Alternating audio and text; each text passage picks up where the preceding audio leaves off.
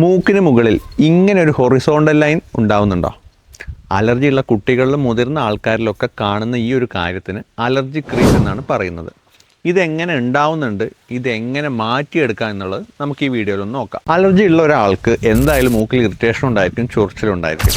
ആ സമയത്ത് എന്ത് ചെയ്യും? വല്ലാതെ ഇറിറ്റേഷൻ കൂടുന്ന സമയത്ത് മൂക്ക് വല്ലാതെ ചൊറിയും, വല്ലാതെ റബ്ബ് ചെയ്യും, ചിലപ്പോൾ മൂക്ക് ഇങ്ങനെ മേലേക്കൊക്കെ ആക്കും. ഈ ഒരു കാര്യത്തിന് നമ്മൾ പറയുന്നത് അലർജിക് സല്യൂട്ട് എന്നാണ്. ഇതിങ്ങനെ സ്ഥിരമായിട്ട് ചെയ്യുമ്പോൾ മൂക്കിൻ്റെ ഈ ഒരു സ്കിന്നിൽ ഒരു ഫോൾഡ് ഫോം ചെയ്യും. അത് സ്ഥിരമായി അങ്ങനെ ചെയ്തുകൊണ്ടിരിക്കുമ്പോൾ അതൊരു ലൈൻ, ഹൊറിസോണ്ടൽ ലൈനായിട്ട് ഫോം ആവുകയാണ് ചെയ്യുന്നത്. അലർജി ക്രീസ് കുറയ്ക്കണം എന്നുണ്ടെങ്കിൽ ആദ്യം നിങ്ങൾക്കുള്ള അലർജിയുടെ സിംറ്റംസ് കുറയണം. അതായത് തുമ്മലും മൂക്ക് ചൊറിച്ചിലൊക്കെ കുറഞ്ഞാൽ മാത്രമേ നമ്മൾ ഈ മൂക്കിൽ ഈ റബ്ബ് ചെയ്യുന്ന പ്രോസസ്സ് നമ്മൾ നിർത്തുള്ളൂ. അങ്ങനെ നിർത്തുന്ന സമയത്ത് എന്ത് ചെയ്യും?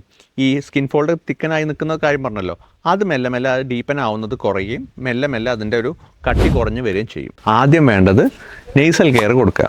അതായത് ഇറിറ്റേഷനോ കാര്യങ്ങളൊക്കെ ഉള്ള സമയത്ത് നോർമൽ സലൈൻ വെച്ചിട്ട് നെയ്സൽ റിൻസ് ചെയ്യുക. ഇങ്ങനെ ചെയ്യും തോറും നമ്മുടെ മൂക്കിലുള്ള ഒരു ഇറിറ്റേഷൻ കുറയാൻ ഇത് സഹായിക്കുന്നുണ്ട്. ഒപ്പം തന്നെ നിങ്ങൾക്ക് സ്റ്റീം ഇൻഹലേഷൻ ചെയ്യാവുന്നതാണ്.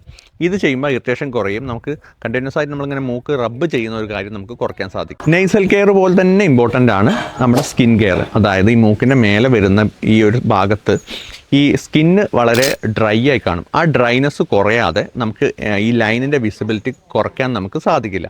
അപ്പോൾ കഴിയുന്നത് നിങ്ങൾക്ക് അവിടെ എന്തെങ്കിലും ഒരു മോയ്സ്ചറൈസർ നിങ്ങൾക്ക് ഉപയോഗിക്കാം. അതുപോലെ തന്നെ എന്തെങ്കിലും ഒരു ബാരിയർ ക്രീം ഉപയോഗിച്ച് കഴിഞ്ഞാൽ ഈ ലൈൻ കട്ടിയായിട്ട് കാണുന്നത് നമുക്ക് കുറയ്ക്കാനും, ഗ്രാജുവലി നമ്മൾ ഈ റബ്ബിങ് കുറയ്ക്കും തോറും നമ്മുടെ ഈ ലൈനിൻ്റെ വിസിബിലിറ്റിയും കുറഞ്ഞു വരും. ഇനി ഏറ്റവും ഇമ്പോർട്ടൻ്റ് ആയിട്ടുള്ള കാര്യം ഹാബിച്വൽ കറക്ഷൻ. പണ്ട് മുതലേ ശീലമാവും, കുട്ടികളിലാണെങ്കിലും മുതിർന്നവരിലും. അപ്പോൾ കുട്ടികളിലെ ശീലം പാരൻസ് അത് മനസ്സിലാക്കി ആദ്യം മുതലേ മാറ്റിയെടുക്കണം. അതുപോലെ തന്നെ മുതിർന്നവരാണെങ്കിൽ സ്വന്തം മനസ്സിലാക്കി ആ ഒരു ശീലം കൺട്രോൾ ചെയ്യുക. ഏർലി സ്റ്റേജസ് ആണ് അലർജിയുടെ എന്നുണ്ടെങ്കിൽ നമുക്ക് ഈ ക്രീസ് വരുന്നത് നമുക്ക് കുറേയൊക്കെ കൺട്രോൾ ചെയ്യാനും ഇനി വന്നു കഴിഞ്ഞാൽ തന്നെ അത് പെട്ടെന്ന് പോവാനും നമുക്ക് മാറ്റിയെടുക്കാനും സാധിക്കും. പക്ഷേ ഈ അലർജി വർഷങ്ങളോളമായിട്ടുള്ള ഒരു കാര്യമാണ്. അലർജി ക്രീസ് വളരെ ഡീപ്പാണെങ്കിൽ അത് മാറ്റിയെടുക്കാൻ നല്ലവണ്ണം സമയമെടുക്കും, ചില സമയത്ത് മാഞ്ഞു പോവുകയും ഇല്ല. അലർജി കൺട്രോൾ, നെയ്സൽ കെയർ, ഒപ്പം തന്നെ സ്കിൻ കെയർ, ഈ 3 കാര്യങ്ങളും ശ്രദ്ധിച്ചാൽ നിങ്ങൾക്ക് അലർജി ക്രീസ് വരുന്നത് നിങ്ങൾക്ക് തടയാൻ സാധിക്കും. നിങ്ങളുടെ മൂക്കിന് മുകളിൽ ഇങ്ങനെ ഒരു വര കാണുന്നുണ്ടെങ്കിൽ താഴത്ത് കമൻറ്റ് ചെയ്യുക. അതുപോലെ തന്നെ അലർജീനെ പറ്റിയിട്ട് കൂടുതൽ അറിവുകൾ ലഭിക്കാൻ വേണ്ടിയിട്ട് ഈ പേജ് ഒന്ന് ഫോളോ ചെയ്യുക.